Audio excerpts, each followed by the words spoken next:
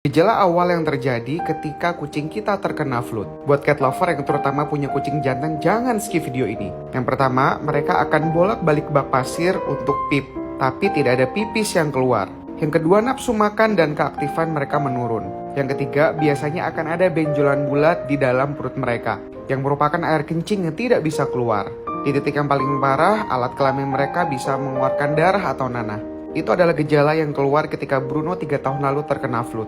Setelah dikateter, alhamdulillah sekarang kondisinya jauh lebih membaik. Selain memperhatikan kualitas makanan dan minumnya, Bruno aku support dengan vitamin urinary. Ini bisa membantu memancing nafsu minumnya dan juga menyehatkan saluran kencingnya. Ini teman-teman bisa pakai untuk pencegahan dan pengobatan.